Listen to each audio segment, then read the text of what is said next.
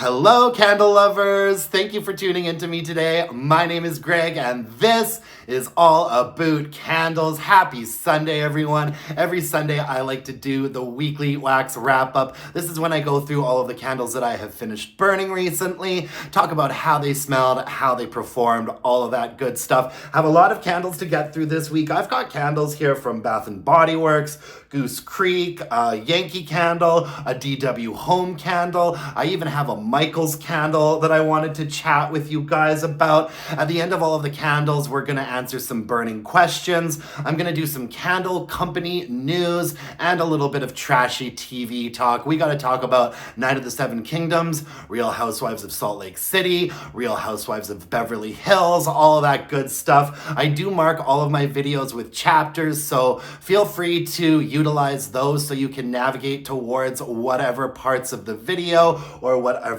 candles you are most interested in. I feel like I need to give a little bit of a disclaimer at the beginning of this video. There are a couple candles here that I have some very strong negative opinions about, and I'm not gonna shy away from being honest with you guys when I talk about some of these fragrances. Just know that these are just my own personal tastes. Just because I don't like a fragrance or a candle doesn't necessarily mean that it's a bad fragrance or a bad candle. You know, I am not a perfumer. I am just a big candle lover who goes through a lot of candles. I'm just an old queen with an opinion. One thing that I really do like to focus on when I'm doing candle reviews is making sure that I only talk about candles that have been completely burned to the bottom so that I really can speak to the candle's performance. Those things are a little bit less subjective. Was it a strong candle? A weak candle? Did it dud out? Did it soot a lot? Those are the things I really try to concentrate on in my reviews. Whether or not I like a fragrance is really just my personal taste, and one of the best things about this crazy world that we live in is that we all get to have our own opinions about these sorts of things. In fact, maybe if you watch my channel a lot, maybe if I really dislike a fragrance, maybe that is a marker for you that it might actually be a fragrance that you really like. You know what I mean? Anyways, I think the important thing is just that I'm kind of as consistent in my opinion as I can be, and that way people who do watch a lot of my videos and are familiar with my taste preferences can get a better sense as to whether or not it's something that they might like or not. All right? Capiche? No hard feelings when I have to talk about Ripened Raspberry from Bath & Body Works. But first, let's start off on a little bit more of a positive note with a fragrance I thought was okay. This is Moonlight Path from Bath & Body Works. Picked this up on Candle Day. I know that this candle has been coming out in the States for a while, but I think that this Candle Day, correct me if I'm wrong, my Canadian subscribers, but I think that this Candle Day was the first time that we saw a 3-wick Moonlight Path here in Canada. I thought that the packaging on this candle was really, really lovely. It looked gorgeous when it was burning. There's parts of this label that are sort of opaque, but then there's also parts of the wraparound here that are clear, and so the way that the light shone through it was just beautiful, especially for a candle that's called Moonlight Path. I think that the packaging on this candle was awesome. The scent notes on here are night blooming jasmine, blue violet, sheer lavender, lily of the valley, and soft musk. That is a lot of floral scent notes in here. You know what? The scent overall of this candle really comes across to me as a blue floral. And when I think specifically of sort of a blue floral fragrance, I think of something that's soft, fresh, cool, airy, watery, but also maybe sometimes a bit powdery. Those are sort of the words I would use to describe like a blue floral. And this candle really came across to me as just a very, very classic like blue floral fragrance. There's definitely like not only a bit of a watery component in there, but also kind of a musky, powdery vibe that gives it very, very much that sort of Bath and Body Works body care sensibility. But there's also something about it that's kind of soft and fresh and cool and airy, maybe a little bit softer than I really would have liked because the strength and throw on here wasn't fantastic. I'd say that for me, the most predominant floral note in here that I can really pick out is the blue violet. I think predominantly this blue violet, this blue floral sort of vibe and this musky sort of body care, sort of skin sense is what I pick up the most fragrance-wise from Moonlight Path. I'm a little bit on the fence about it. I liked the fragrance. It leans a little bit too into the body care realm for me to really enjoy it as like a home fragrance. And also, I don't really feel like this candle overall was particularly successful, but I didn't mind it. It was, fragrance-wise, it was okay. Performance-wise, it was not great. I did burn this candle all the way down until there was nothing left. I will say it was a really lovely clean burn. Like, look at how clean and white that wax is at the end there. A really, really nice clean burn. And I'm surprised that it didn't get a little bit dirtier because this candle was dudding out a lot. And I'm also surprised that the wicks are still standing up so tall at the very end here because man, this candle was dudding out on me. I'd say that the first like 3 burns on it did pretty decently, but then every burn after that was a little bit of a struggle. And you know, I would just let it burn and burn and burn, hoping that it would fix itself,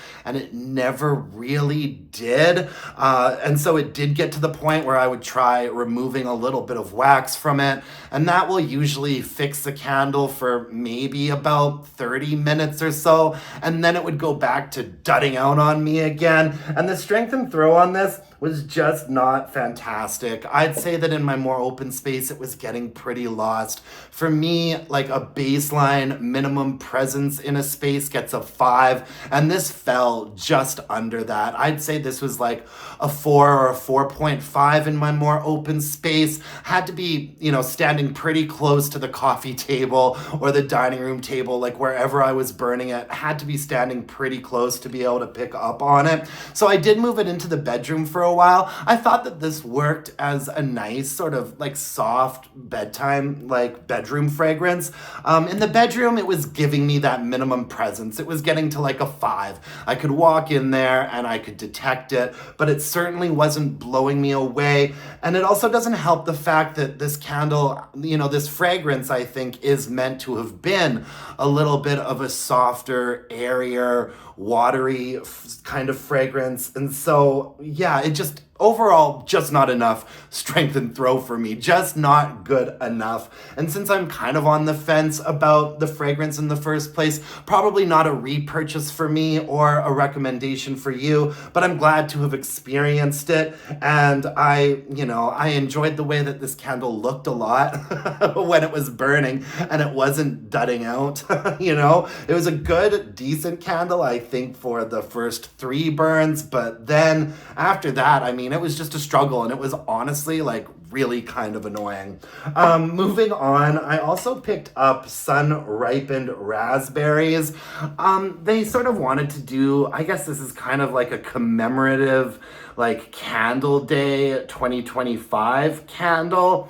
And I think that that's a cute idea, you know, to sort of have the Bath and Body Works like storefront on there. But ultimately, I think I really would have just preferred something a little bit more thematic to like a sun-ripened raspberry. I guess if you're like a collector, maybe this might be something that you would want to hang on to. I don't know. This fragrance has been coming out for a very long time in body care, and not in candle form. I think it might have come out in candle form before, maybe in like a single wick at some point, but I had never really tried it. This is just a fragrance that I had never really paid much attention to because it's a fruity body care fragrance from Bath and Body Works. And so my first time really experiencing it was with this 3-wick candle from Candle Day. The scent notes on here are sweet berries, sheer sunlight, and sugar crystals. And I have to say, folks, and I know that this is a fan favorite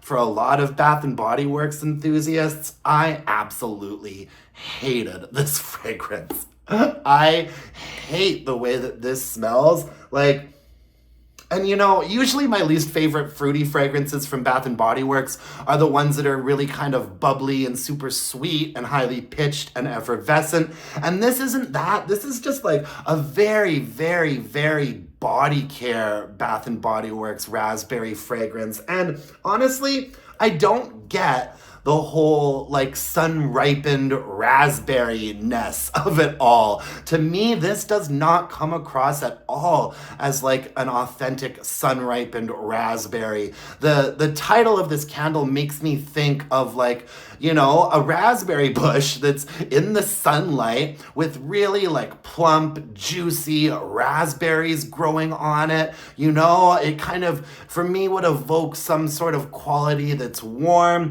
but also really fresh and bright, and that sort of granulated sweetness that a juicy raspberry has. I think I wanted more juiciness. I wanted a bit more sunniness from this fragrance. But to me, it really just comes across as like kind of a generic red berry body care fragrance, you know? I'm not picking up on a sheer sunlight component in here.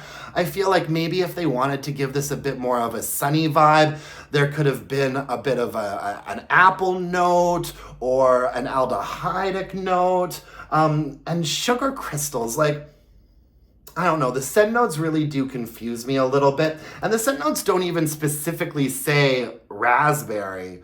You know, it says sweet berries. And I would say that the berry that comes across the most to me is a raspberry, but not like a fresh raspberry, you know, in a bush that has the sun shining down on it. This is just like a body lotion, a body wash, a shower gel, you know. It's a body care fragrance, and I know that it's supposed to be a body care fragrance, and it originated as a body care fragrance. I was just really surprised at how much I disliked this one. Really, really, it's sort of, I feel like there's a considerable amount of like a bit of a light fruity musk in there. And kind of the berry note in here, that red raspberry note, it comes across as being really artificial. There's no authenticity to me in this of like that berry note at all. Just like zero authenticity. It comes across as really artificial. It comes across to me as being quite synthetic, you know? Not even up to par with the level of body care that I would expect from Bath and Body Works. To me, this smells like a body care fragrance that you might get at like a dollar store or like a discount store, you know, something like that. I was actually really surprised at how much I disliked this fragrance, particularly when I was burning it. It burned pretty well, to be honest with you. I burned it all the way down until there was nothing left on there. And it never really gave me big issues with dudding out. There were definitely some burns after the halfway point that were not as powerful as the burns that I was getting on the first half of the candle, but it never really got into like full-blown like dud out territory. The strength and the throw on this candle was pretty good.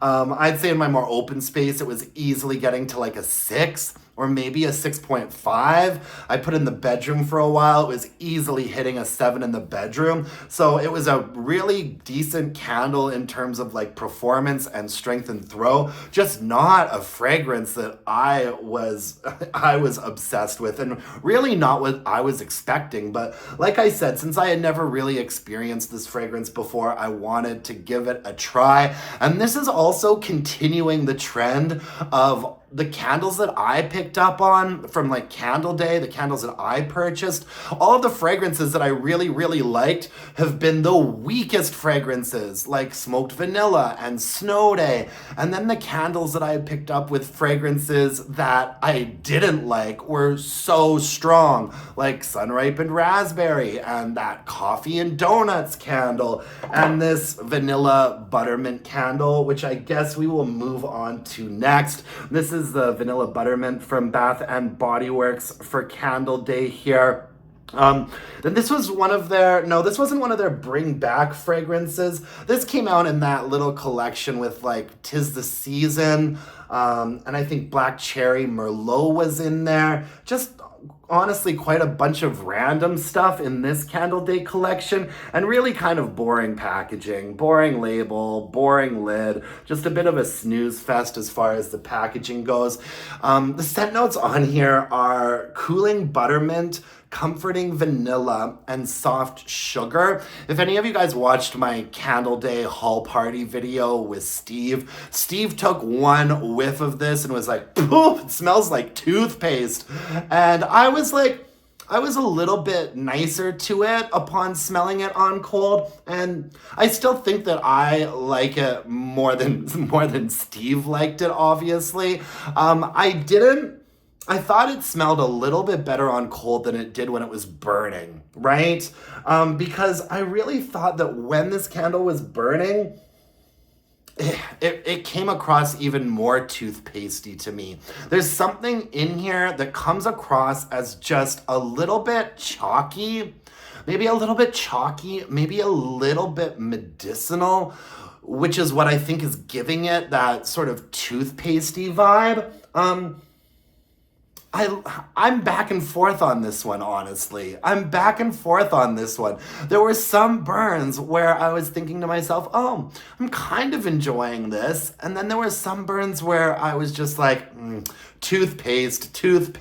You know how sometimes when someone says something, like in that video when Steve called it toothpaste, I haven't been able to get that out of my head. And so I'm wondering if he kind of skewed my perception of this fragrance by saying that, because literally every time I smelled it or lit it, I was thinking about toothpaste. However, out of all of the candles that I've ever smelled from Bath & Body Works, if I was going to pick a fragrance that would make for a toothpaste, it would be this fragrance. What is it again? Cooling Buttermint, Comforting Vanilla, and Soft Sugar. Buttermint. I can't even really tell if it's like, I guess buttermint could make sense. It comes across to me as more of a spearmint than like a peppermint vibe. And there is actually a really nice like vanilla note in the base of this fragrance that I really like. I like the vanilla component in here, but something about the minty component just really doesn't work for me, to be honest with you. And, you know, once again, since it's a Candle Day candle that I wasn't obsessed with the fragrance for, it performed really well. I mean, it did not dud out. It did not give me itty bitty wicks or teeny tiny flames. This was sort of a minty colored wax, so that's not discoloration that you're seeing. Really nice, clean burn, really even burns, I feel like, every time I lit it up. And the strength and throw on this was pretty good too. I'd say it was like a 6 in my more open space. A 6, maybe a 6.5. It was quite noticeable. Not a fragrance that I would want in the bedroom or the bathroom, so I never put it in there. It was giving me some strength and throw out there. And so, yeah, I mean, I really am still not sure as to whether I liked this or not. I mean, which tells me I really didn't like it all that much, but also at the same time, I didn't thoroughly dislike it either. There is something about it that was a little bit unique and a little bit odd, and I do tend to have a soft spot for candles that are a little bit strange. You know what I mean? And I did think that this one was a little bit strange. It really doesn't come across as like a bakery gourmand or like an icing sugar either. And I think it's because that mint note, something a little bit chalky, something a little bit medicinal and odd about the mint note in this candle. Not terrible, but not a favorite. I did pick up a second one of these. I'm not sure yet if that is gonna be a candle that I actually burn myself. It might end up being a present for somebody. Maybe I'll give it to Steve. Here you go. All right. I also finished up a couple of falling flurries from Bath and Body Works. And this is some good news, guys. Like, I really liked falling flurries. This is the one that came out this year. And I thought that this was some really, really pretty packaging. And this candle looked gorgeous when it was burning too.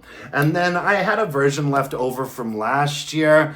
And this one was also really gorgeous. In fact, I think that I liked this one a little bit more in terms of the packaging, to be honest with you. This one just glowed a little bit more nicely when it was burning and really sort of illuminated the sky and the stars here and like the trees. It was a really, really like beautiful burn that way. I really love this fragrance. This isn't really a wintry fragrance. This is like a very sort of stone fruit fragrance. The scent notes on here are frozen thyme, fresh eucalyptus, ripe pear, and sandalwood. And I'd say that the predominant scent note in here is that pear note. It's a very sort of like semi-sweet, watery, like stone fruit fragrance. And there is a little bit more going on than just that. However, I do pick up on a little bit of sandalwood, and there is a little bit of an herbaceousness. It's definitely not, you know, there's a eucalyptus scent note in here. I'm honestly not sure if most people would pick up on the eucalyptus when smelling this candle, including myself, because there isn't really that sort of like mentholated eucalyptus note in here. So the eucalyptus note, I think, is coming across as a little bit more of like sort of a lush kind of green note. And then the thyme, to me, just a little bit of sort of a vague herbaceousness happening. But predominantly to me, this is a pear candle, a stone fruit candle. And I actually think I pick up on a little bit of like a sweet melon in this as well. Like maybe a little bit of a cantaloupe or something like that. Yeah. It's mostly pear and melon. And, you know, it's not really a winter fragrance, but since it does sort of have this kind of cooling effect in the fragrance, I can understand how it does kind of get away with being a fruity fragrance that's appropriate for winter. Like, I think this is a more appropriate winter fruity fragrance than something like, you know, strawberry snowflakes or champagne toast or bright Christmas morning. You know, there is something in here that does lend itself to a little bit more of a chillier vibe. However, this is also a candle that I would be perfectly happy to burn in the spring and or in the summer as well. These both performed pretty similarly. I have to say that this year's dudded out more than this one did. And so since this one was a little bit more of a struggle when it came to good burns, the wax is a little bit cleaner at the end here. This one definitely burned hotter and faster. This had thin core wicks on it.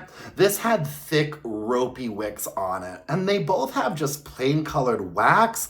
So I'm not sure why the wick change happened. Maybe because maybe because they had to adjust the formula in some way, and so therefore they had to change the wicks.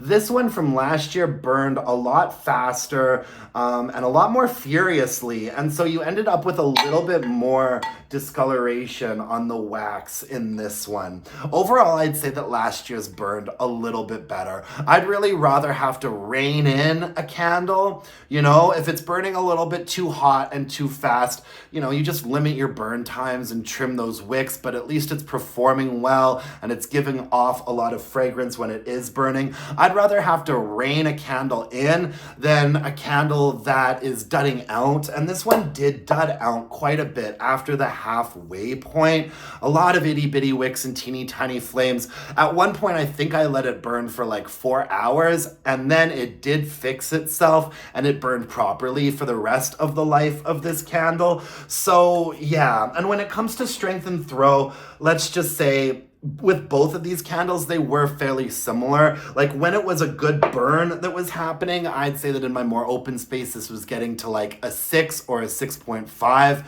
pretty easily. I did have it in the bedroom for a while. It was pretty strong in the bedroom. I'd say they were getting up to like a 7 or a 7.5 for strength and throw in the bedroom. I really, really like falling flurries a lot. And so this will absolutely be a repurchase for me, you know, next year. And I would recommend it to you, particularly if you like pear, melon, and like stone fruit type of fragrances. And this one does have a little bit of an extra nuance to it that I think actually makes it kind of special. I like falling flurries quite a bit. And also I think it's appropriate for like a late winter burn. You know, I'm easing myself now into burning spring. During the weekly wax wrap up next week, you're gonna see that I have started going through some spring candles. And so I think that that one makes for a nice sort of transition, sort of from winter and into spring. I also have quite a few candles from Bath and Body Works that I just melted under a heat lamp instead of burning traditionally. I actually have 3 candles that I have finished up that I was just melting. It's been very cold here in Calgary, and so once it starts to get into like consistently being in the negatives, you know, it's been like down to like minus 15 degrees Celsius. Once it starts getting that cold, I don't open up my windows as often, and I think that it's really important that when you're burning a lot of candles, especially as many candles as I burn, I will open up all of my windows, sometimes 2-3 times a day if I can. I like to open up all of the windows at once and get a real sort of cross breeze going and like air out my place, you know, and I like to do that several times a day. But once it starts to get like this cold, I'm not able to do that. I will still make a point of doing it at least once a day, even if it's only for a couple of minutes. But anyways, long story long, when it's this cold out and I can't air out my places properly, I do tend to start melting more candles than I am burning them. And so I had this Wildberry Jam Doughnut under one of my candle lamps. The candle lamp actually in like my living room in my more open area. I had this melting in there for like quite a while. This came out a long time ago, guys. I kind of found this in the back of the candle closet not too long ago. This is, no way, 2021? Am I reading this right? Oh, I've got like 2 numbers here. Huh. You know, yeah, so this one has a 2025. Yeah, so this I think was a 2021. Wow. Yeah, I don't know if anyone can confirm this packaging on Wildberry Jam Doughnut. Has it been rattling around in my candle closet ever since 2021? I guess it has been. I mean, it was way back there. Just completely forgot about it. And I've already sort of started doing my spring cleaning and reorganizing my candle closet for spring. So I came across this one and it just sounded good. I wanted to fire it up. The scent notes on here are sweet wildberry jam, powdered donut, and brown sugar crumble. And yeah, I really have sucked almost all of the fragrance out of this wax. This is like a berry bakery gourmand fragrance from Bath and Body Works that I actually really like. Something about the wild berry note in here I really appreciate. To me, It comes across as like maybe some blackberry, some raspberry, some blueberry. And there's also a really nice sort of like soft and starchy component to this with just a touch of like a brown sugar sort of cinnamon vibe going on, just a little bit. This is a bakery gourmand from Bath & Body Works that I really like. And I'm not huge on the bakery gourmand fragrances, but I've always really liked Wildberry Jam Doughnut. Have we seen this come out ever since 2021? I don't think we have. I think this was my very last one. Yeah, I think it's got a nice balance to it. It smells really yummy. It really does smell. To me, you know, I get more of, other than a donut, I get more like one of those pastries that have like cinnamon sugar on them and then sort of a little glob of like jam in the middle. It's more like one of those pastries to me. Yeah. Yeah, I really actually like this. It's very comparable to Happy Hanukkah from Bath & Body Works. I think that Happy Hanukkah candle had a little bit more of a bakery, like starchier component to it, whereas this one you get a little bit more of like that bright berry fruitiness. I think that this one is balanced a little bit more nicely than the old Happy Hanukkah fragrance was, which was like a jelly donut fragrance. Yeah, I like Wildberry Jam Doughnut. I mean, I just melted this one. It stayed under the same candle lamp in my more open area for quite a while. I usually melt candles for 8 hours at a time, and I do use a candle lamp with a 50-watt bulb. I usually place it about an inch above the candle, and so my candle lamp will liquefy an entire candle. Usually it takes about 3 or 4 hours, but it will liquefy the whole thing, and it really gives you some good strength and throw when you do it that way. However, when you do it that way, you'll find that every subsequent melt is going to be a little bit weaker than the last one, but that's just still how I like to do it. I do not like removing wax from candles. I really hate dealing with wax. I don't like removing melted wax from candles, and so I will just let my candle lamp melt the entire thing. I'd say that the very first time that I melted this all the way through, it was easily giving me like an 8 or an 8.5 in my more open space for strength and throw. I was actually really into it. And then the subsequent like 2 or 3 8-hour melting sessions I put it through, I'd say it was getting around like a 7. And then after that, it's sort of, I did a couple sessions with it on where it was probably getting to like a 6 or so. And then the last stop is in a candle crock, and a candle crock will just really zap all the rest of the fragrance out of a candle pretty quickly. So I put it in a candle crock, and it was like boom, back up to like a 7 for strength and throw for a little while, and that was fairly short-lived. Then it gets down to the point where all of the fragrance has been completely sucked out of here. Like, I am not picking up on any fragrance at all. When I smell it here, all of the fragrance that's left is actually on the lid. So yeah, I enjoyed this Wildberry Jam Doughnut, and I am kind of hoping that we see it again like shortly, because it's been a hot minute. And there's not a lot of like bakery gourmands that I get really into. I also finished up this Blush Amber and Peony.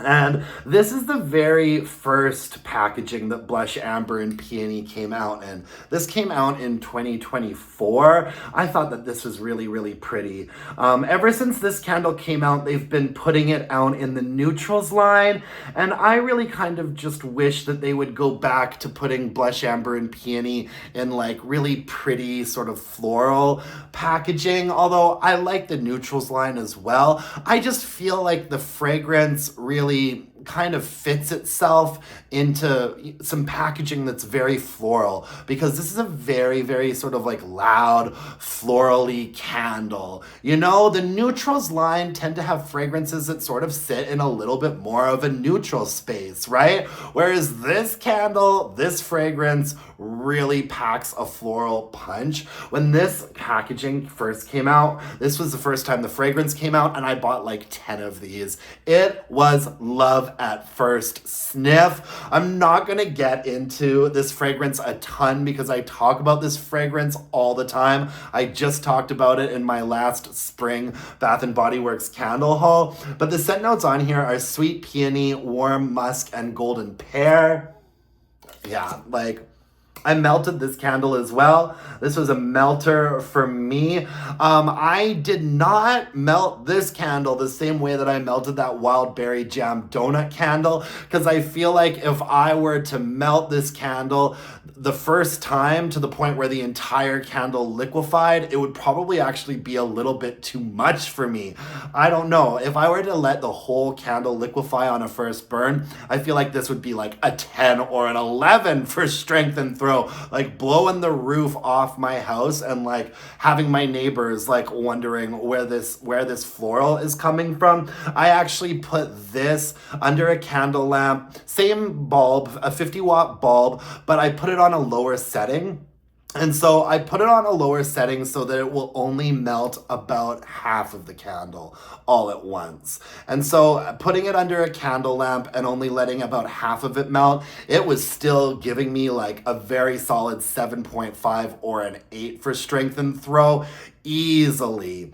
And so I would do a couple of sessions with it where I would just melt the first top of the candle. And then what I do is I put it in the freezer. I put it in the freezer so that all of the wax shrinks, and then I pull it out of the freezer the next day and I take all of the wax out and I turn it upside down and I put it back into the candle. And so then I start melting the bottom half of the candle from the top down on a lower setting on my candle lamp. Is any of this making any sense to you guys? Is any of this even mildly interesting? I mean, this is just what I do, guys. Like, so I melted like half of the candle at a time, and then flipped it over and melted the other half of the candle at a time as well. And then once again, the last stop is the candle crock, and that just zaps all of the fragrance out of here. The scent notes on this are sweet peony, warm musk, and golden pear.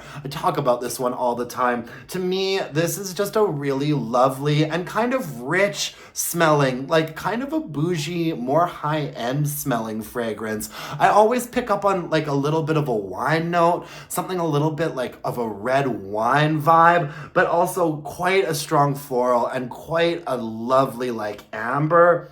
I just love blush amber and peony so much. Yeah, I'm probably gonna go through like 3 or 4 blush amber and peonies this spring, and I just felt like when I was like pulling out some old spring candles, I just immediately wanted to get this one under a candle lamp and really go for it. So good. Love blush amber and peony. And I have another Bath & Body Works candle here. I just melted the whole thing. This is the Palo Santo and Sage from the Neutrals line. I love Palo Santo and Sage. Once again, another candle that I talk about a fair bit on this channel. The scent notes on here are clary sage, Palo Santo, and ambered woods. Oh, and actually, I did also put this in my freezer and kind of melted it the same way that I was melting that blush amber and peony, just half of it at the same time. And then I'll put it in my freezer so that the wax comes out, and then put it back in here this way.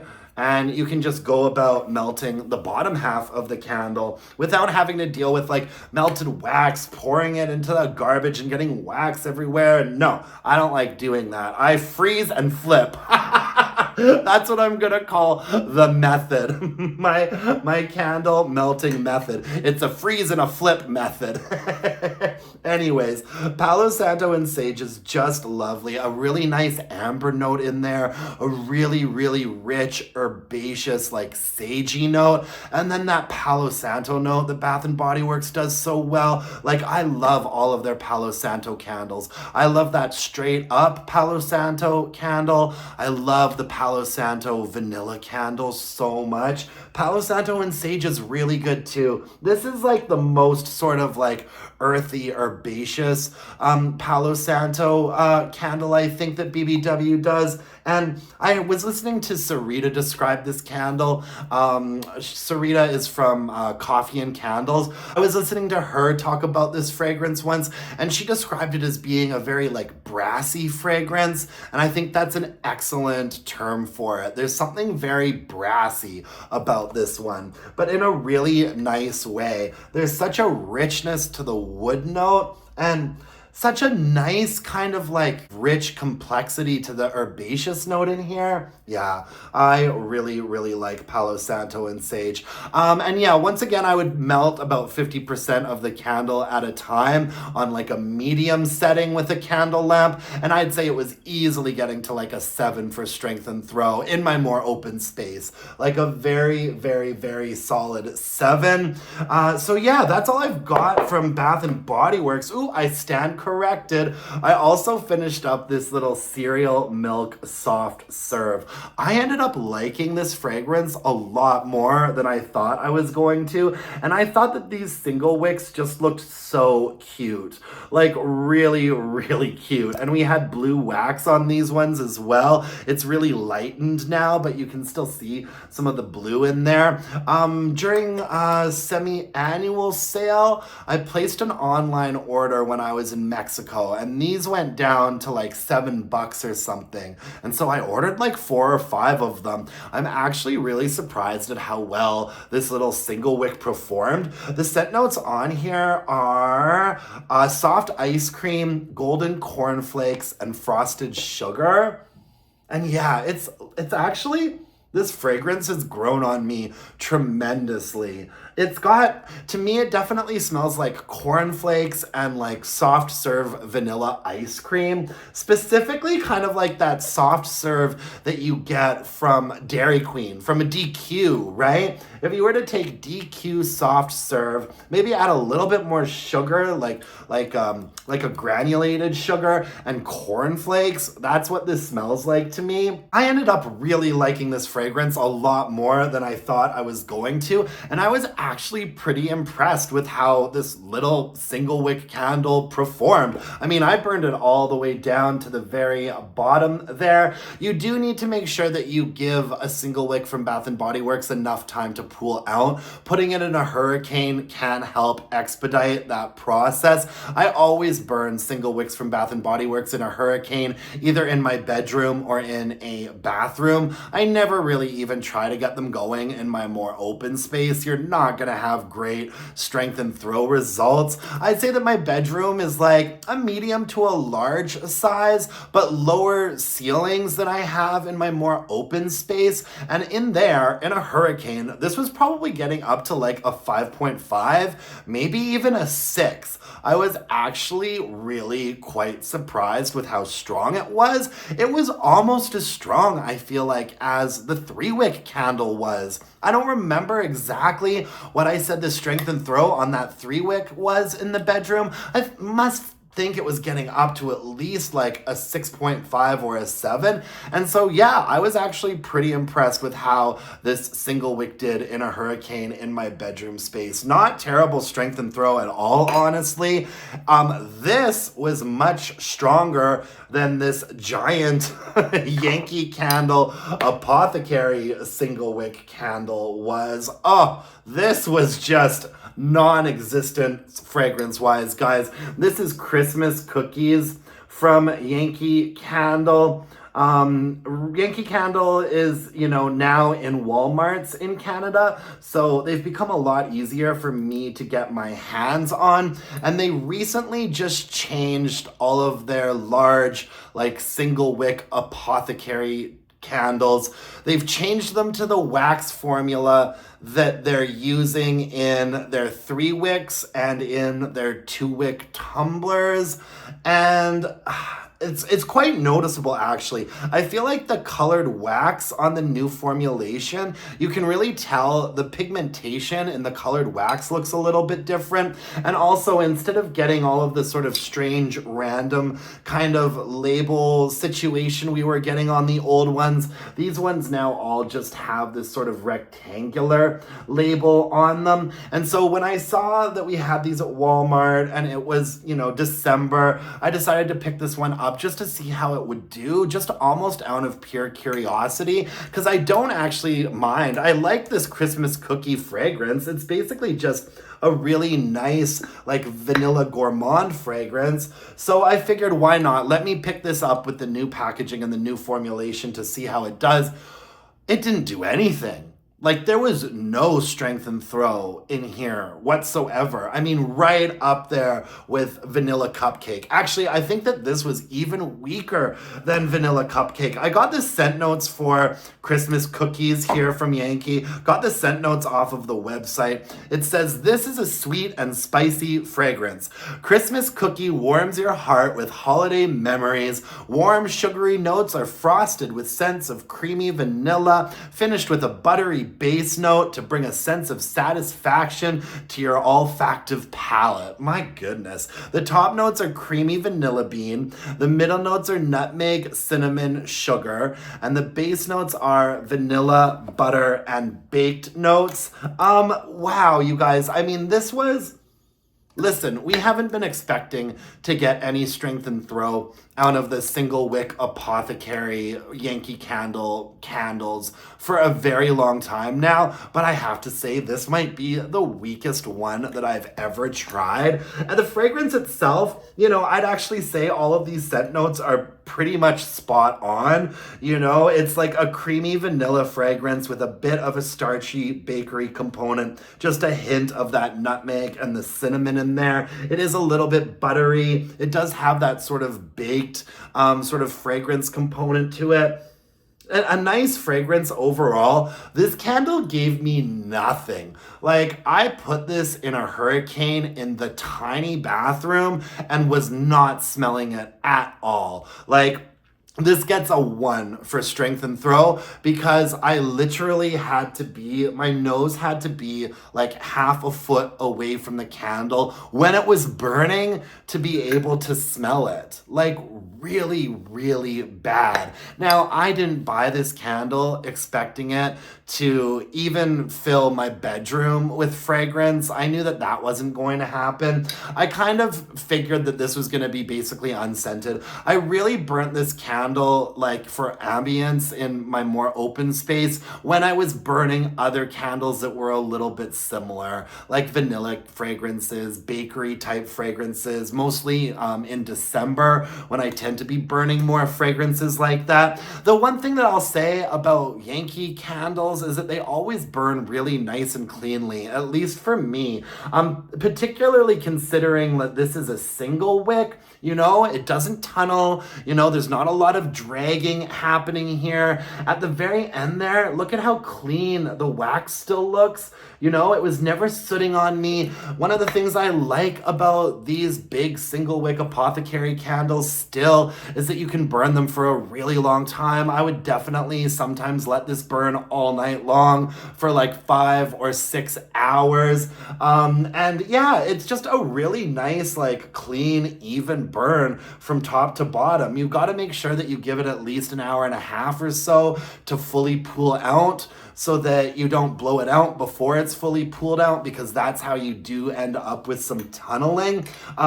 Like these single wick apothecaries from Yankee, you really just can't be expecting to get any fragrance out of them whatsoever. But if you do like burning candles, particularly for a longer period of time, just for the ambience of it, then Yankee candles are a pretty good option for that, because they are really like nice, clean, even burns, just no fragrance. And the other thing that I should say is that there was a big sale. I think I got this for like, these are usually priced for $29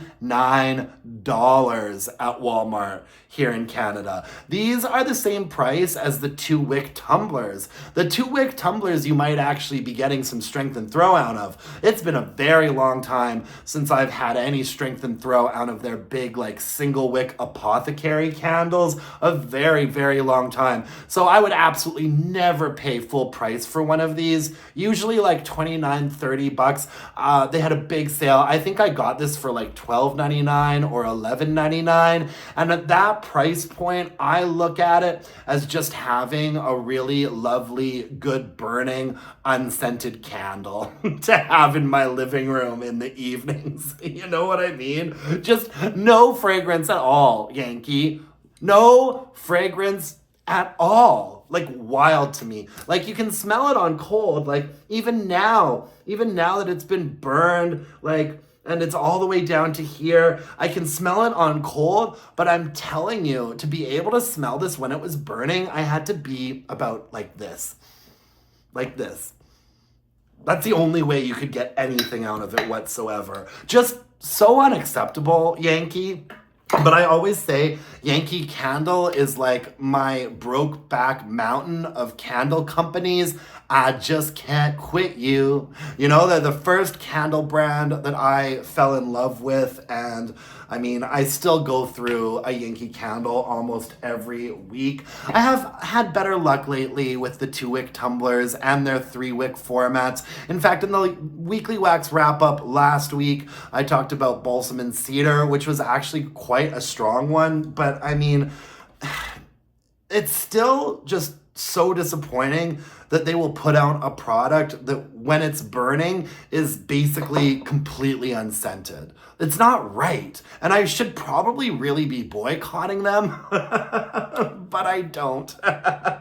All right, ooh, let's move on to happier news, because this Lavender Snowfall from Goose Creek is probably now one of my very favorite candles from Goose Creek. I'd have to say this is probably my very favorite floral from Goose Creek. I absolutely love Lavender Snowfall, and I loved the packaging on this year's version. Really, really gorgeous, and it looked really pretty when it was burning as well. I always have to give a shout out to Summer over at Fragrance Junkie when I talk about this candle, because she's the one that recommended it to me, and I'm so glad that she did. This really is a great lavender fragrance that is actually kind of appropriate for wintertime. Like, I save it for, you know, more of a January burn than like a December burn. For me, this is more of a January situation. The scent notes on here are frosted lavender, cooling peppermint, fallen snow,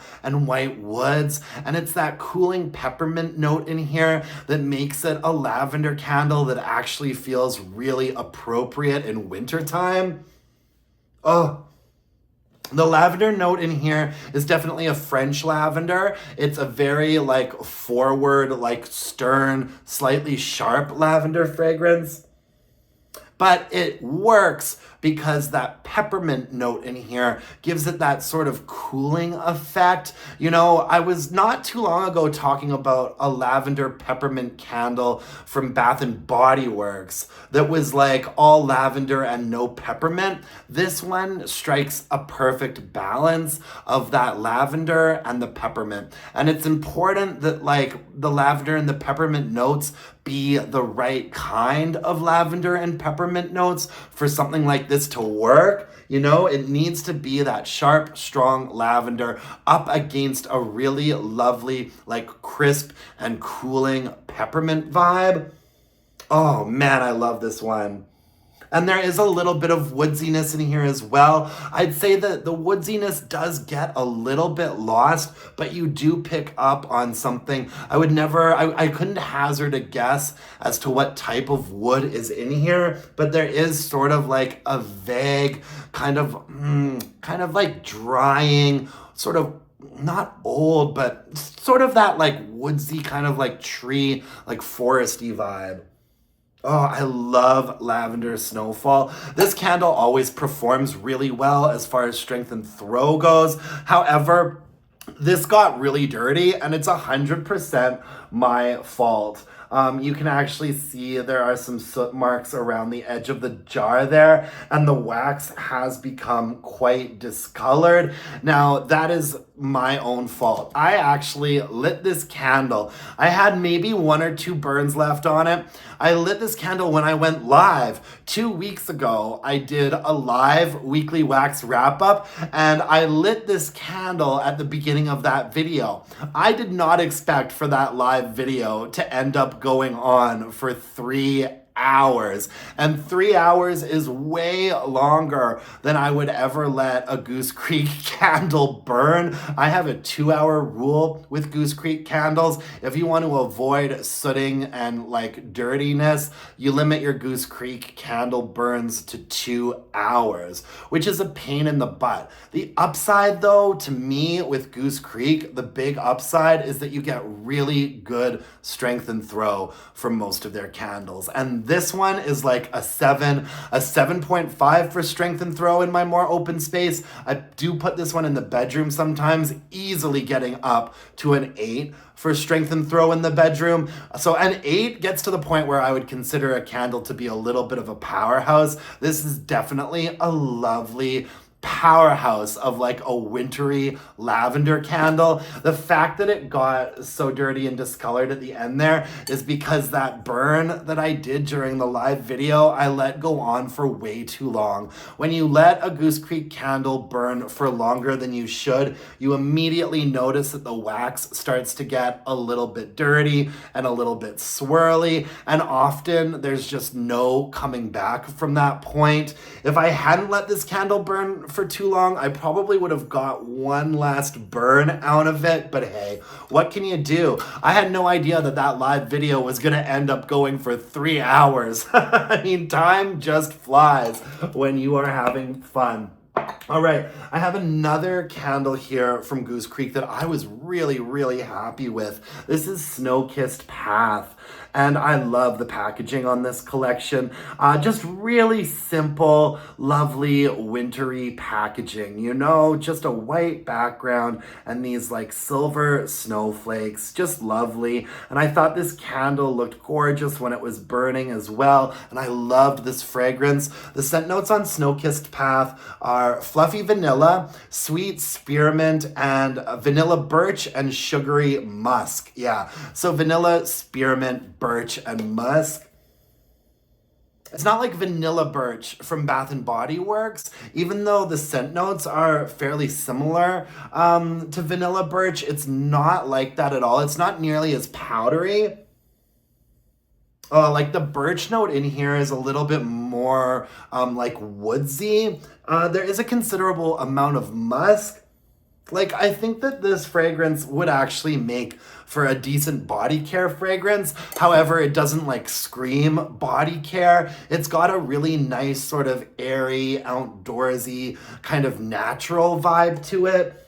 A considerable amount of vanilla, a little bit of like, I think the musk quality in here is actually a little bit sweet, and the birch note in here, as opposed to being like sort of powdery, is actually kind of more dry, I think, kind of like a dry, rich birchwood note. Predominantly though, I feel like this is vanilla and woods, you know? The spearmint, there is definitely a little bit of a mintiness in here. It's definitely not like a harsh, like cooling peppermint or like a mentholated mintiness. It's definitely a spearmint, but not even like a really minty sort of spearmint candy or gum vibe. More like a leafy, like actual like spearmint leaf, right? Yeah, and it's just balanced so nicely with the vanilla component and the woodsy component and the musky component. Oh, I really, really, really liked Snow-Kissed Path. This candle burned really nicely. I burned it all the way down to the bottom there. Fairly clean wax at the end of the day. This never dudded out. This never gave me issues with like itty bitty wicks or teeny tiny flames. Really nice burn from beginning to end. I'd say the strength and throw on here in my open space This was a little bit weaker than candles that I'm used to from Goose Creek. However, in my open space, this was still a very solid 6. Like maybe even a 6.5. I'd say Goose Creek candles average for me at about a 7 in my more open space. So for me, this was just slightly below average, but still completely acceptable. When I put it in the bedroom, it was easily getting up to a 7. And I actually thought this made for a really lovely bedroom fragrance. So I did keep it in there most of the time, and I was more than satisfied with the strength and throw. I have already repurchased this candle during the Goose Creek like winter clearance sale. I ordered another one of these, so I am excited to have another one in my stash to burn next year. Yeah, Snow-Kissed Path. Really, really liked that one.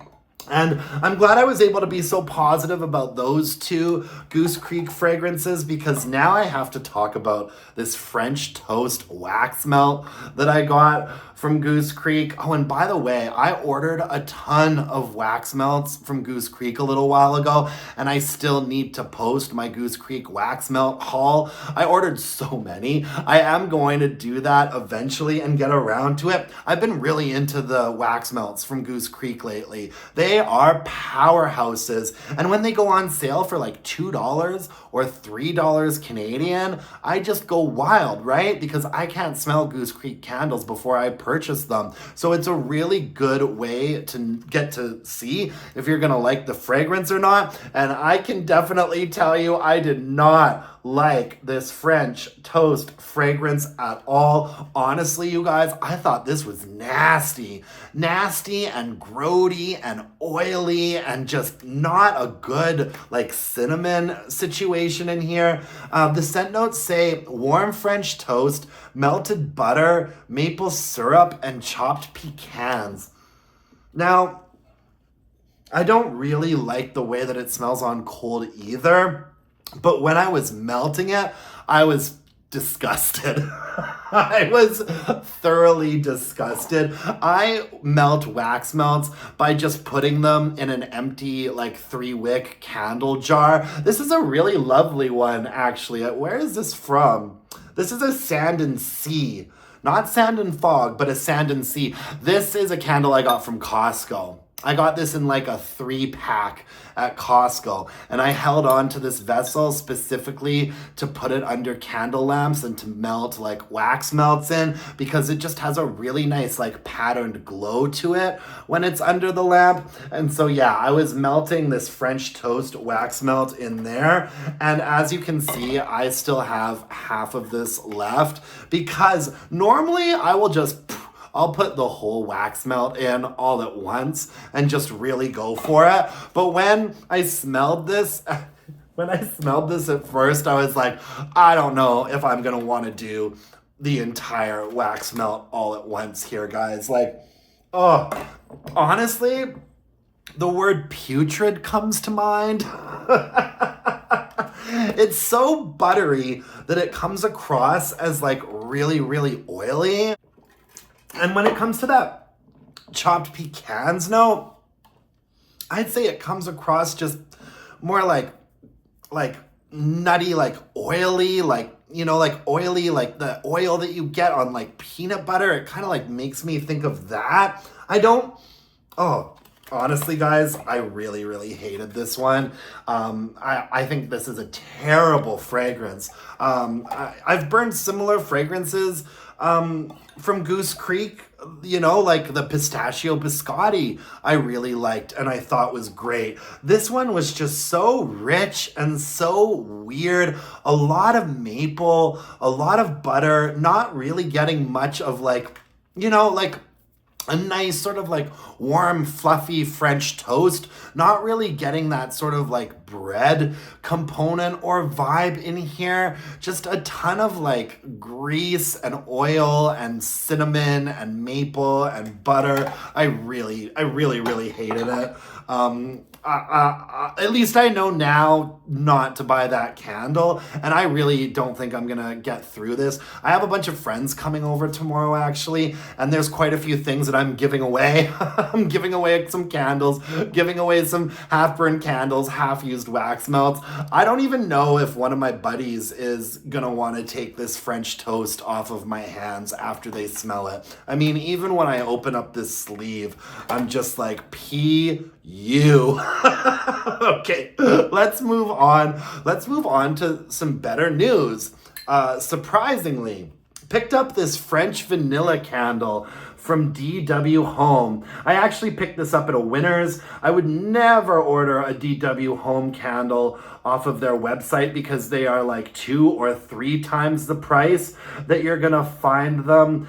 If you were to find them at like a Winners, a Marshall, or HomeSense, they're like less than half the price they are if you actually buy them from DW. I paid $9.99 for this, and honestly, folks, I thought that that was money well spent. This was a really decent-ish French vanilla candle. We give DW Home a lot of grief, and they've earned that, because I would say that probably about 75 to 80% of their candles absolutely suck. The one format from DW Home that I have some luck with are these larger 2 wick formats. This is 15 ounces. This is 2 wicks. This is the only format that I'll buy from DW Home because I have had some luck with them in the past. These also burn for 56 hours. I looked up the scent notes off of their website and they make absolutely no sense. The scent notes for French vanilla on the DW Home site say crushed vanilla bean swirled with hints of effervescent orange and pure white sugarcane. I completely disagree with every one of those scent notes, even the vanilla bean scent note. I don't understand, because they have a candle called Vanilla Bean, which is quite different from this. There is a difference between like a vanilla bean fragrance and a French vanilla fragrance. So I associate a French vanilla with a vanilla fragrance that is a little bit warm, a little bit cozier, a little bit fuzzier. French vanilla is usually more of a gourmand fragrance, a little bit lower in range. Maybe there's a bit of a bakery component in there, you know, something sweeter, something that smells edible. Whereas a vanilla bean fragrance to me smells a little bit more natural, a little bit brighter. There might be a little bit of like a woodsy component in there, a bit more of a soft sweetness to like an actual vanilla bean note, you know. And I would say, I would actually compare this fragrance to the candle from Goose Creek that is called Vanilla Bean. However, that candle from Goose Creek, it's called Vanilla Bean. It gives more of a French vanilla vibe. And it is in fact very similar to this French vanilla note. It's quite low in the register. It smells very much like a dessert, although there's not like a bakery component in here. There's nothing like starchy or anything like that. It's a fairly like straightforward, kind of rich, sort of fluffy vanilla fragrance, right? And it's actually really quite nice. It's very, very rich. It's not like a sort of bright sweetness like the Vanilla Bean candle from Bath and Body Works. No, it's much more like the Vanilla Bean candle from Goose Creek. Yeah, and I actually enjoyed this. It's not my favorite vanilla genre, you know. My favorite vanilla candles are actually the more sort of vanilla bean, like more authentic, almost getting a little bit of a Tonka vibe in there. This is very, very desserty. This is the way that I would expect like a French vanilla ice cream to smell. However, guys, I've got to say that this candle really performed quite decently. I burned it all the way down to the bottom there. Look at how clean this jar is. Like, it was never really sooting or giving me any issues with cleanliness. It was never giving me itty bitty wicks or teeny tiny flames. it didn't tunnel. It was really nice, even burns, like from the beginning to the end. And the strength and throw in my more open space, I would say was like a 5 or a 5.5. I'd say it was about a 5 in my more open space, so I could tell it was there. I could smell this candle. I did put it in the bedroom for a little while, and it was definitely getting up to like a 5.5, not quite a 6 in there. Not quite a 6, but it definitely had a presence to it. So this, this is a stronger vanilla candle than, I haven't burned a vanilla candle from Yankee for a very long time that was as strong as this. Right now I'm burning a birthday cake candle from Homeworks, which is basically a vanilla bakery fragrance. And it's like maybe giving me a 4 or a 4.5 for strength and throw in my more open space. This is also stronger than Vanilla Bean from Bath and Body Works was.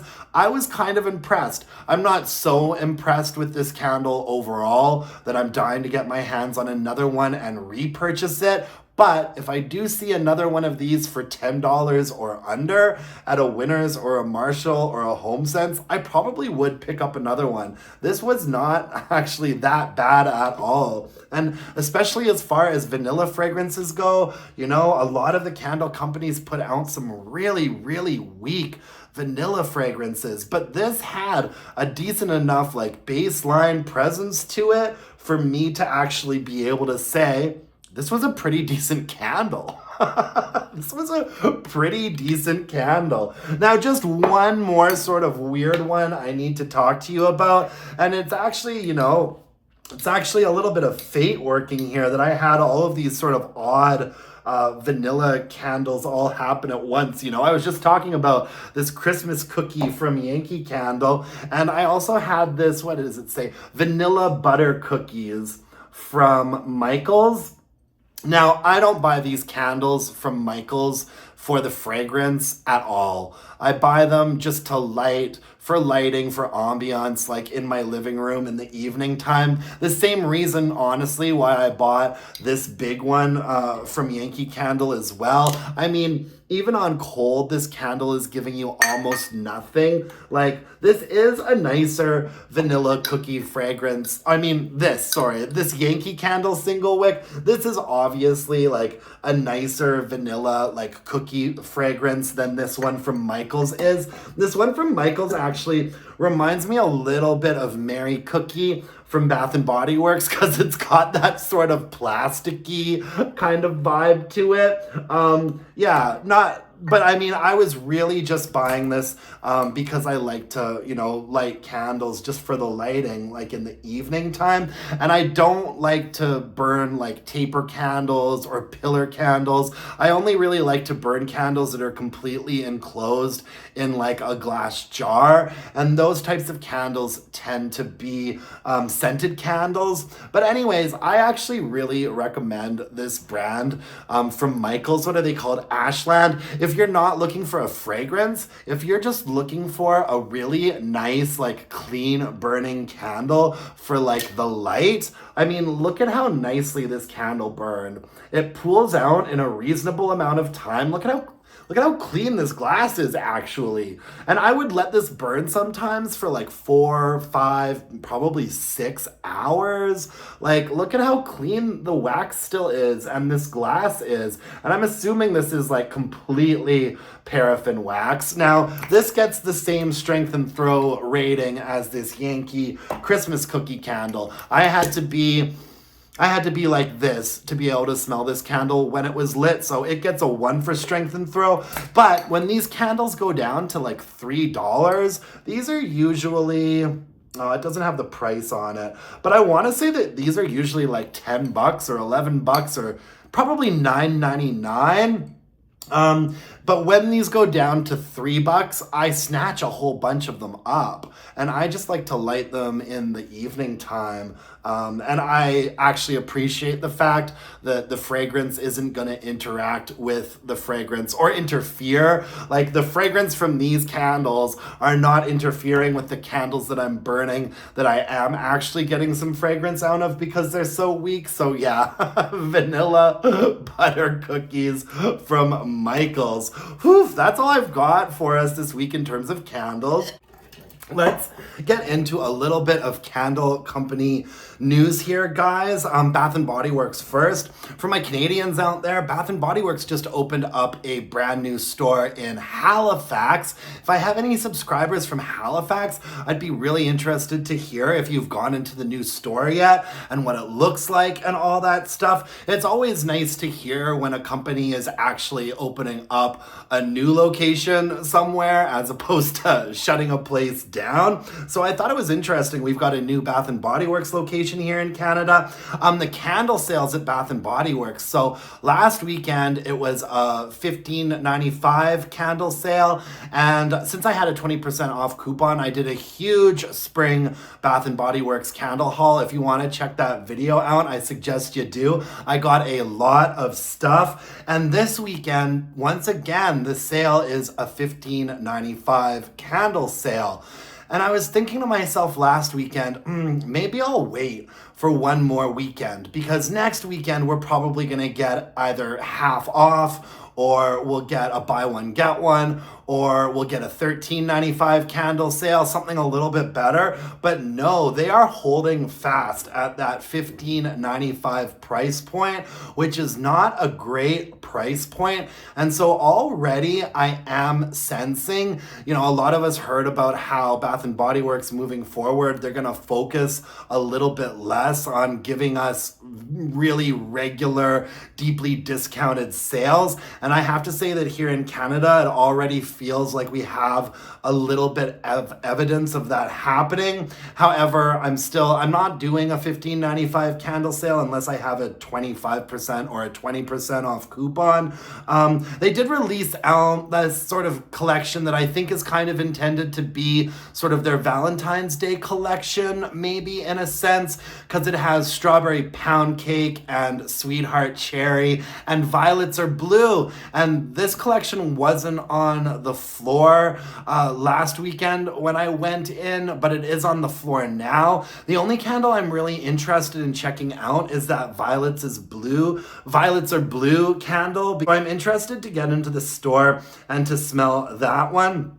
Bath & Body Works sent a hilarious email blast out. I'm not sure if everybody saw this one, but we did here in Canada, and it was an email blast all about all of the rose fragrances that they have right now. They're really doing it with the rose fragrances. We've got like that covered in rose. We have the straight up rose one. We have the aromatherapy like rose vanilla fragrance, and then we have the men's fragrance nocturnal rose. And I did smell it in store. And I am actually really thinking I'm probably going to want to get that cologne. I don't really buy like the body care that much from Bath & Body Works, but once we get a cologne sale, I think I'll definitely be picking up Nocturnal Rose. But this email blast just made me laugh so hard because the caption on it read, "Sometimes life can be a little thorny," and I'm sure I'm not the only one that initially read that to say something quite different. And it's got this picture of a model that just looks like he's getting off over smelling a single wick candle. As if a single wick is ever going to pack that much of a punch. I just thought it was a hilarious piece of copy from Bath & Body Works that gave me a really, really good chuckle. And yeah, I do like the way that Nocturnal Rose smells. I wish that we got it in a 3-wick candle. Once we have a cologne sale, I'm definitely going to get it. I'm not paying like $69.95 for a cologne from Bath & Body Works. I really, quite frankly, don't think that they're worth that much. I think that the perfume and cologne price point for Bath & Body Works should be like $39.99. Like maybe $49.99 max. Even I don't think I'd want to pay $50 for a cologne from Bath & Body Works, but usually they'll eventually do a men's cologne sale where they're like half off. And when that happens, I'm definitely going to want to pick up that Nocturnal Rose fragrance. Over at Goose Creek, we've got a ton of new like spring fragrances happening. A huge collection of like coffee, gourmet gourmand fragrances that I'm not that interested in. Cinnamon vanilla sugar, salted caramel macchiato, sweet espresso, toasted pistachio muffin, vanilla mocha cappuccino, lavender cream frappuccino, macadamia latte, sweet shop, butterscotch and marshmallow cream. Just a huge collection of like mostly like coffee and gourmand type of fragrances. I'm not interested in any of those, but I do like a lot of their spring fragrances, and I have a huge order that is scheduled to be delivered tomorrow. So I'm hoping that during the week this week, I'm gonna have time to film a spring candle haul from Goose Creek. They just put out a new collection, which I haven't ordered yet, that has cherry blossoms, apple blossoms, wildberry wisteria, patchouli leaves. I actually do really like that patchouli leaves fragrance. Rainy day tea shop. So I'm not super upset that I missed my order to get any of these two new collections. If I do place another order when pistachio leaves is still out, I might get one of those. The order that I have in the haul coming in is this collection that has Fig Basket. I'm very, very interested to smell Fig Basket because that is a new fragrance and I love a nice fig fragrance. I also picked up Blooming Magnolia. I'm hopeful that that one's gonna be really good. We've got White Basil and Verbena, Garden House, Perfect Day. So I'm excited to get my hands on some of those. We've got Sweet Pea back again, of course. Country Cotton. That's a new fragrance from Goose Creek that I have in my order, hopefully arriving tomorrow, that I'll be excited to get my nose into and report back to you guys. The scent notes on Country Cotton are cotton blossoms, white jasmine, lily of the valley, and sun-bleached woods. So that could be one that I really get into. And then we have this other sort of darker spring collection with Willow Tree Lane, Queen Bee, Lavender Twilight. One of the new fragrances is White Tea and Wild Berries. I didn't order that one, but I did pick up Ladybug Lane, Firefly Fields, and Butterfly Garden. So I'm excited to try those ones out. And I also ordered a couple from this collection that has Orange Blossom, lemon lavender tea cake. I'm assuming that's probably gonna be like their dupe of iced lemon pound cake from Bath and Body Works. Petals and Poetry. A lot of people are saying that this reminds them of one of the Bridgerton candles. What was that one? Was it like a Penelope or something? And it was kind of like a floral papery fragrance. I'm guessing that's what that one's kind of like. White Picket Honeysuckle, and Southern Gardens, which I really like. Lavender Vanilla, Gardenia Petals, yeah, and Lilac Garden. I did order Lilac Garden. I love lilac fragrances, so I'm excited to get my hands on that. So yeah, lots going on over at Goose Creek, and I did actually place another order of like clearance candles, and I ended up picking up all of those Smurf candles because they went on sale for like $8 or $9. So I actually purchased some of the Smurf candles and some of the IHOP candles. So there'll also be another Goose Creek candle haul coming your way from me that has that. When I saw that those Smurf candles were down to like $9 Canadian, I looked at the scent notes for all of them and I was like, ooh, some of these actually sound really good. There's like a beachy one, there's like a rainy day one, there's like a blueberry gourmand in there. So yeah, I'm kind of excited to see what some of those are gonna be like. Over at Yankee Candle, we have a Valentine's Day collection out and a new spring collection out. The Valentine's Day candles don't really appeal to me that much. One of them is Cherry Lollipop. One of them is Blooming Love. one of them is Caramel Kiss, and one of them is Cocoa Dream. None of that appeals to me so much that I'm gonna have to search those out. Basically, a cherry candle, a floral candle, a caramel candle, and a chocolate candle, so nothing really groundbreaking there. And it's that same sort of packaging that we're seeing in a lot of the sort of revamped collections that they're putting out. Now, they do also have a new spring botanical collection out that I'm a little bit more interested in. There's this Wildflower Breeze candle, and the scent notes on that are, let me see here. Ooh, top notes, airy breeze, marine accord, clementine. Middle notes, jasmine, tuberose, wild lily. Base notes, amber and spring lilac. So yeah, that Wildflower Breeze candle definitely looks like something that would appeal to me. There's a lemon blueberry bliss. I'm not usually a big fan of like a lemon and blueberry combo, so that would be a miss for me. But then there's spring herbarium, and that spring herbarium candle sounds kind of good. The top notes are Meyer lemon, thyme, and peppercorn, and the middle notes are jasmine, cucumber, tomato leaf, and the base notes are cedarwood, amber, sandalwood, and musk. That candle sounds pretty good to me. I might want to try to get my hands on that one. And then, yeah, just a whole bunch of other spring fragrances that we're pretty used to seeing from Yankee. The big news over at Kringle Candle is that all of their Easter fragrances are about to come out pretty soon. I feel like Kringle really has a niche with like some of these holidays, you know, like Halloween is really big over there. They released a reserve collection of Valentine's Day candles that I thought looked kind of interesting, but we've got like this big Easter collection coming from Kringle. And the big controversy there is that they've had to change their jars. So it's not going to be like those big, large 2-wick jars like we're used to seeing from Kringle. They're sort of going to be like shorter candle jars for this Easter collection. And some of those Easter candles are berry blossom, blueberry lemon bars, bunny hop, carrot cake, Easter brunch, jelly bean jubilee, a lot of things that we're used to seeing from them for Easter. Lemon sugar marshmallow, tangerine tulips, basket brigade, pastel studio, petalcraft, teacup tails, and emerald shake.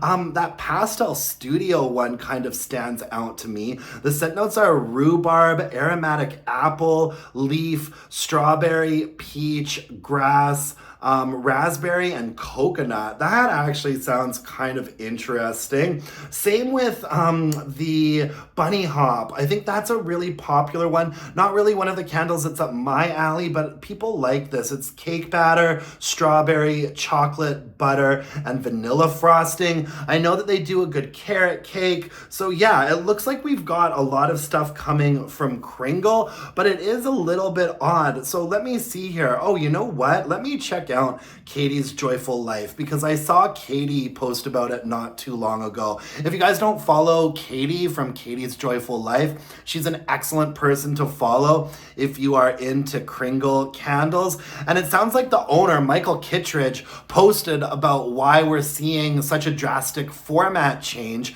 And he says, "Hi everyone, we hear you. The feedback around large jars, value, and continuity of collections is completely valid, and this wasn't our first choice this year. Behind the scenes, we've been navigating a major supply chain disruption. Libby Glass, where our custom 2-wick jars are produced, has been on strike for roughly 20 weeks. That strike created a domino effect across all of their customers. Orders were delayed, and once production began resuming, demand from Libby's largest customers pushed timelines out even further, in some cases by up to 6 months.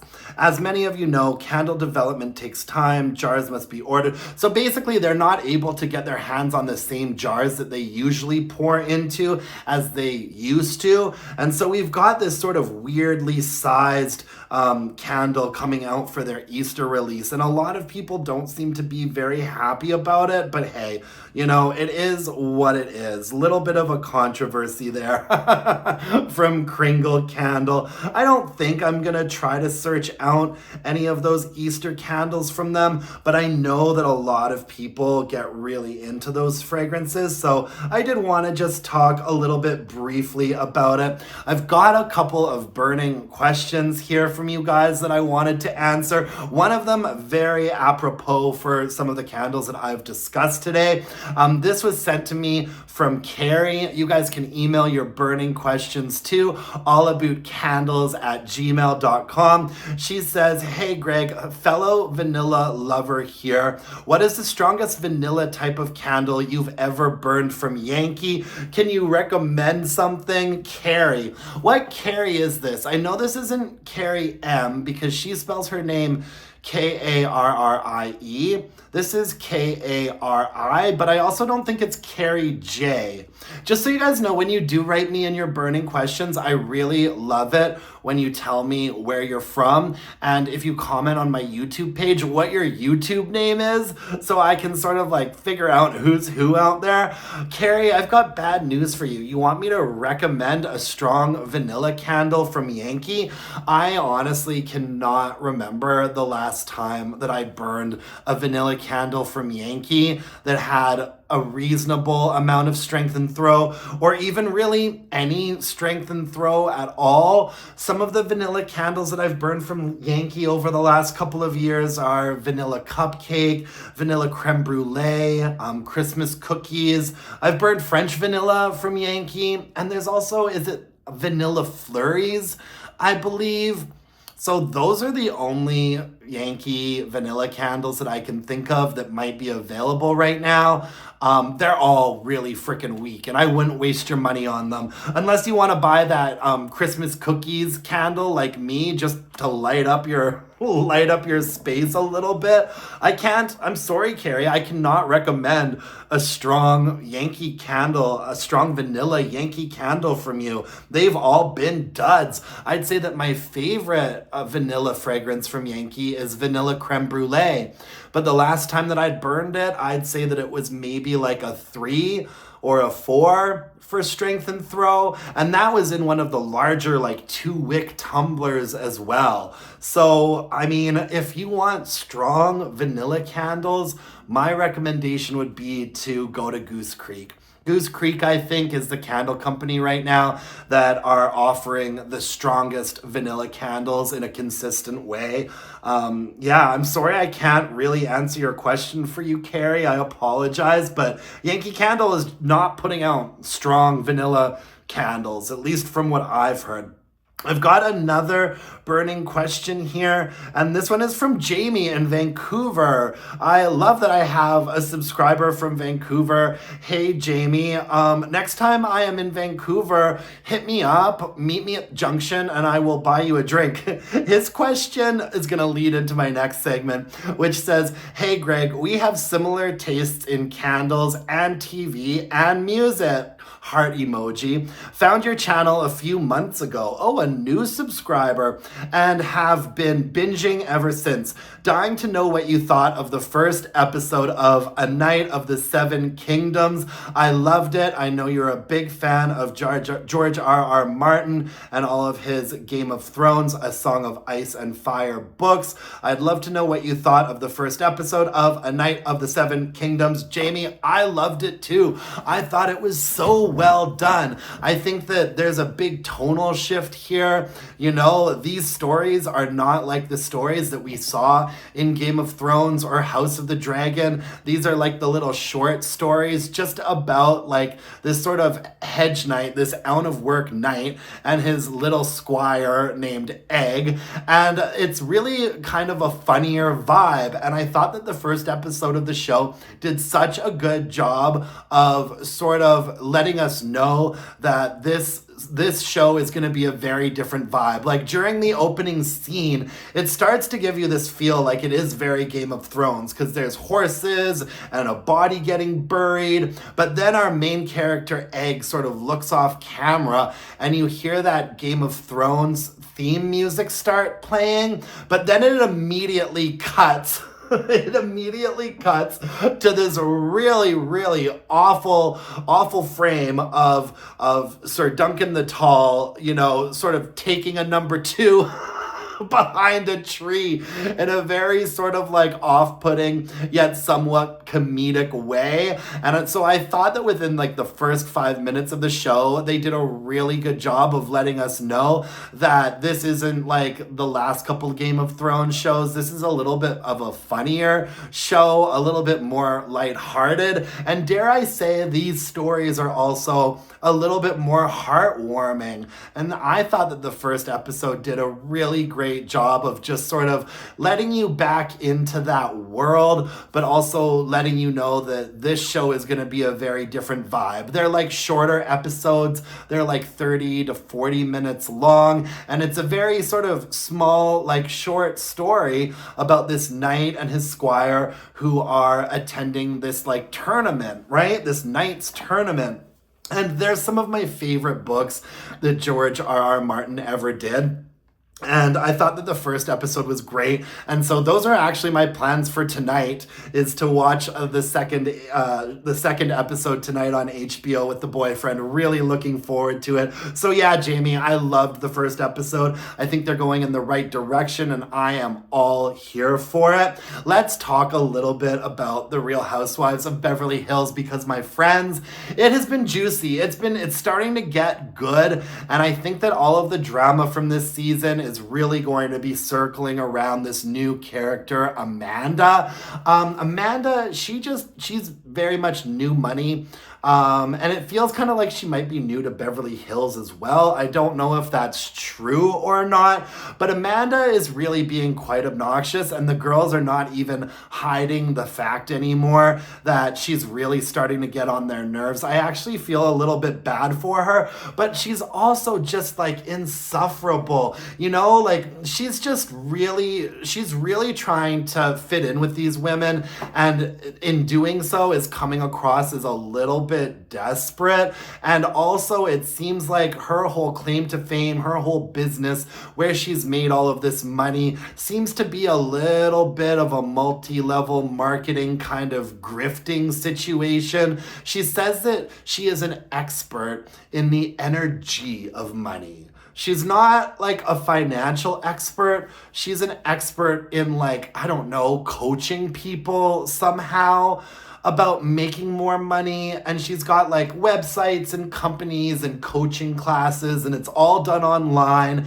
And I guess she trains other coaches to work under her, who then train other coaches to work under her. But none of it actually seems to be about what you actually do to be, I don't know, financially successful, which is like very simple stuff, you know, like, you know, financial freedom is mostly about like living below your means and investing wisely, like all these practical things. Amanda doesn't talk about any of that. She talks about manifesting your money and like just like all of these weird like concepts that don't actually amount to like, how can I actually like invest properly or get my money to make money for me or like property or anything like that? No, it's all about thinking about what kind of a relationship that you want to have with your money. And Bose has really been calling her out on this. Like Bose is just not buying this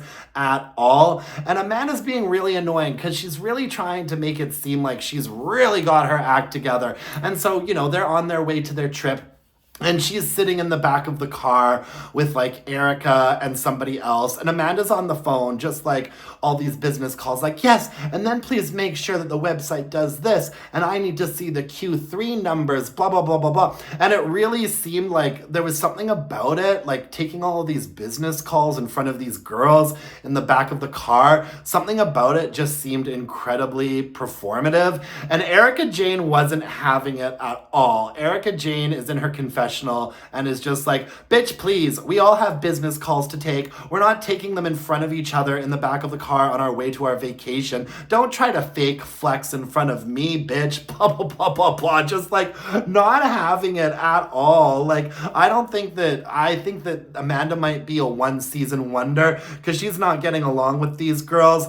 Things really seem to be heating up. Bose is basically calling her a grifter in her confessionals, and this Amanda girl is like talking behind Dorit's back and saying, I really don't think that it's really appropriate for Dorit to be putting her ex-husband on blast during the show because, you know, this could affect, you know, the legal proceedings for her divorce and all that. And so she's basically criticizing Dorit's behavior behind Dorit's back.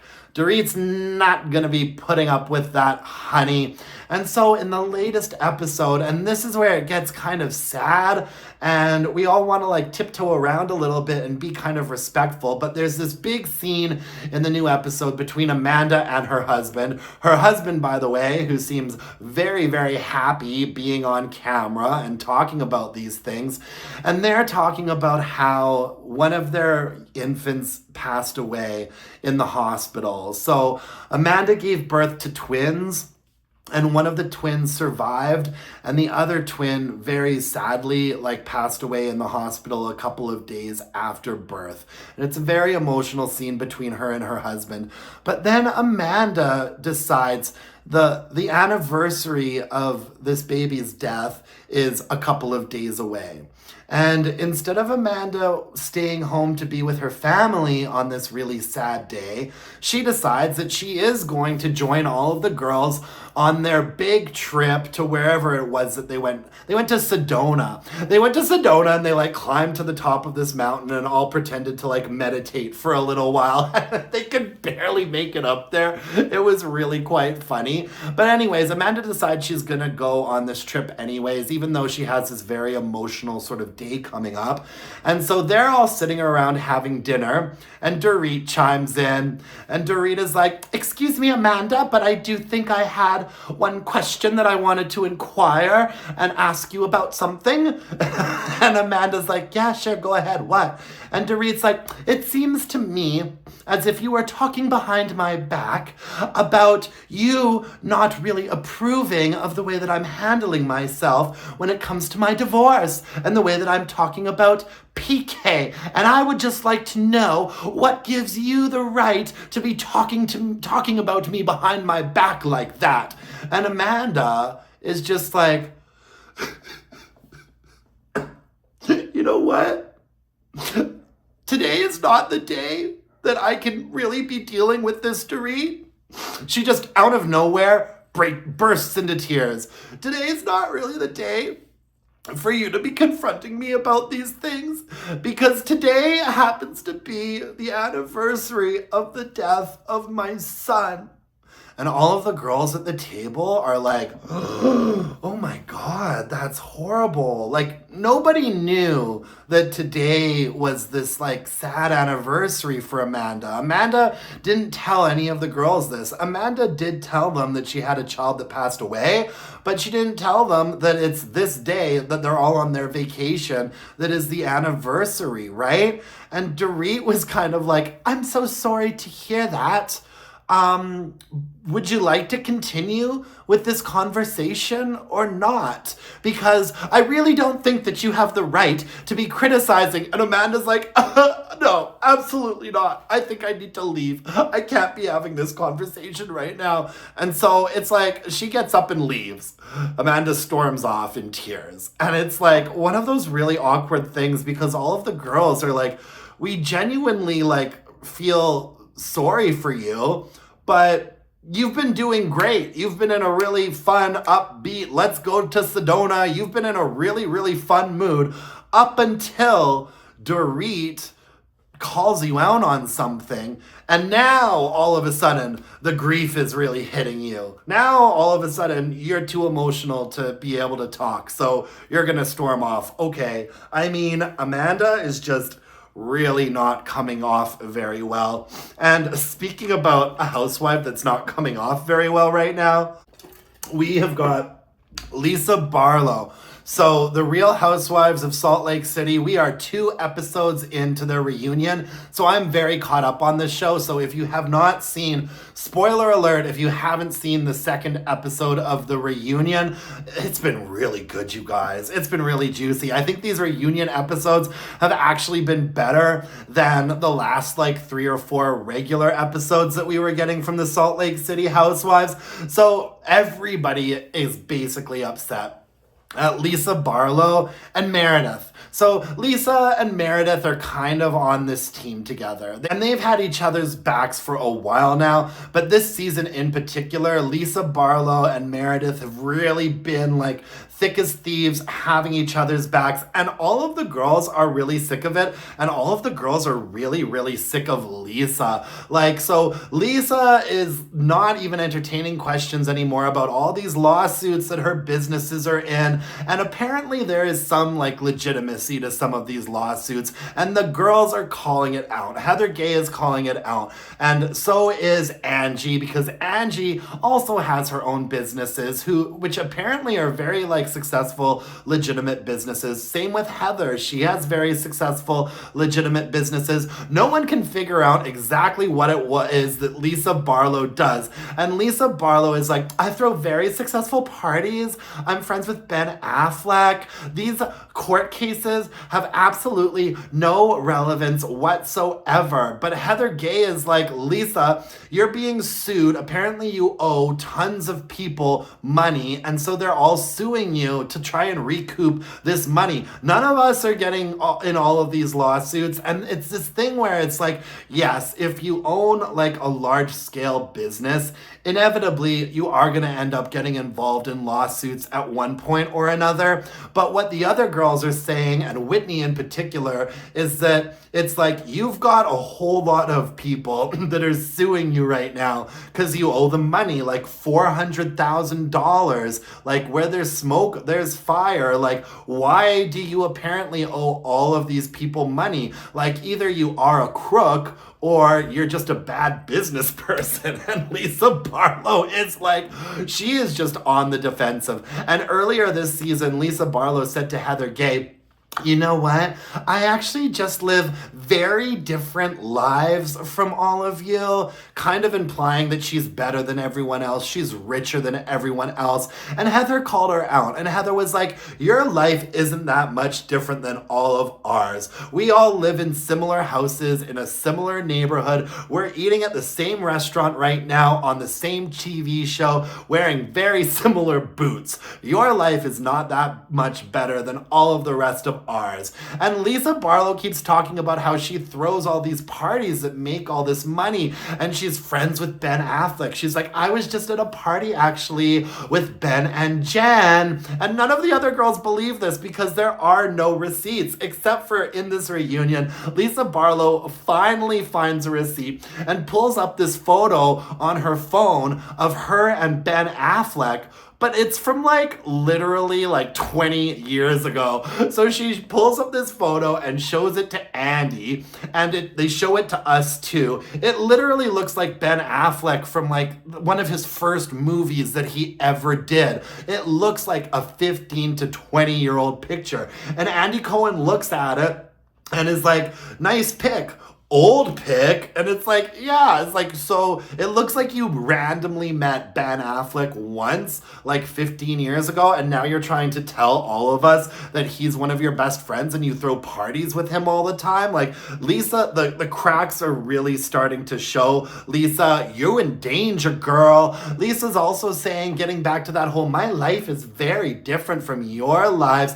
Apparently now she's claiming she doesn't really even identify as being from Utah. She's New York through and through. And this is the first that any of these other girls are hearing from it. And so much of this is like Lisa Barlow talking and all of the other girls like looking at each other and rolling their eyes. Like, nobody's buying any of this. And all of the fighting gets to this point. It gets so bad that eventually Andy Cohen just gets up and walks off set because he cannot control them. They're all talking over each other. So none of us can hear what any of them are saying. The fighting gets so bad, Andy eventually gets up, walks off set, and then all of the girls are like, no, Andy, we're sorry, come back, we'll be quiet, we're sorry. So it only really lasts for about 15 seconds. Andy walks back on set, and they continue with the reunion, and then Mary comes up, and I mean, apparently Mary's son, who I've talked about before in my recaps, Mary's son, who Mary keeps putting on this show when he's obviously like on drugs. You know, Mary's storyline at the beginning of the season was that her son is a drug addict, and she's having him on camera, having conversations with him when he's clearly like quite high and unintelligible. And Mary just is so strange to me. But Andy brings up the fact that there's this big documentary now about Mary out there, and it's called like The Cult of Mary Crosby or The Church of Mary Crosby. There's this whole like 5-part documentary out there right now that you can watch that's all about the Mary Crosby's church and what a sham it was and how they were ripping people off for money. And so Andy asks Mary about that a little bit, and Mary is just like, deny. None of this is true. These people don't understand how black churches work, blah, blah, blah, blah, blah. Like, Mary is just like really trying to turn this train wreck around, and she's been making, I can tell, a concerted effort in this new season to be a little bit more of a peacemaker, you know, trying to not be as inflammatory about all these situations as she usually was. She's really been trying to like soften her image, and so they talk very briefly about this entire documentary about her fraudulent church, and then talk quite a bit about her son, and my heart does go out to him. Apparently he was arrested, and he's like in some sort of a jail or a juvenile detention center right now, and Mary just starts crying and tearing up, and I just don't even know at this point where I stand with her. I feel bad for her, and I feel bad for her situation with her son, but also she's clearly been a kind of terrible mother to him this whole time, and like the Church of Mary Crop, like all of it, it's just so much to take in. And then they eventually answer a viewer question. And that viewer question, they get back to talking about everything that happened on this airplane. Remember when they got on this airplane and Meredith and Lisa were being so horrible to everybody that it was all what we talked about for the next like couple of episodes. It got to the point where the producers were actually showing us the seating chart of the flight so that we could see who was next to who and how were they harassing them. And all of the girls, except for Meredith and Lisa, are holding on to their opinion that their behavior was like way out of line and completely unacceptable. And Meredith and Lisa just sitting there having each other's backs till the end. Meredith is like, I still just don't think that it was that bad. I'm usually very respectful. I wasn't kicked off the plane. There wasn't an air marshal that arrested me after the flight. So really it couldn't have been that bad. And Andy finally asked the girls, why did nobody record any of what was happening? And the girls are just like, it was so wild and so inflammatory and so upsetting that none of us would think to like bring up our phones. It would be like recording watching somebody being bullied. Like, it's just not, it was so bad that it wouldn't have been a compassionate thing for us to like bring out our cameras and start recording this poor woman, Brittany, just being tortured by Meredith and Lisa on the whole flight. I mean, I guess we're really never gonna know exactly what happened, but at this point, it's 6 people's opinion against Meredith and Lisa. You know, Meredith and Lisa are not coming across very well this season, and I mean, we will see if they're even around for next season at this point. I mean, I think that they will be because they've been the biggest source really of drama, but at this point, it's like all of the girls against the 2 of them. And I just don't know how they're going to bounce back from that. Heather even said to Lisa on this episode, she's like, you and me, we're done. We are completely friends off forever. I don't even want to reopen any of these arguments ever again. We're done. friends off, I wash my hands of you, it's over. So, I mean, yeah. And then at the end of this, Bronwyn, we see a preview for part 3 where Bronwyn, it sounds like, is finally going to talk about her divorce from Todd, and she's probably gonna peg a lot of the blame on her divorce and separation from Todd. She's probably gonna try to peg a lot of that on Lisa, because Lisa has been just spreading all these stories about Bronwyn and Todd this whole time. And there's like evidence, there's video footage of Lisa bad-mouthing Todd at BravoCon and, you know, saying he has gout and he's cheating on Bronwyn. Just all of these crazy things, which has led to all of this fighting between Bronwyn and Todd, which has probably led to their separation. So I'm really looking forward to part 3, where we're going to hear a little bit more from Bronwyn. And I also found it very, very interesting that they had Bronwyn in the point of prominence. Bronwyn was seated right next to Andy for this reunion. You know, and Bronwyn's one of the newest cast members. You think that she would be a little bit further down, but no. Next to Andy, it was Bronwyn, and then on the other side of Andy, it was Lisa, which really kind of says something about, you know, the pecking order here. Anyways, yeah, Housewives of Salt Lake City has not been failing this season, and I'm very interested to see what part 3 of the reunion has in store, and just like where we are gonna be going from here with all of these crazy bitches.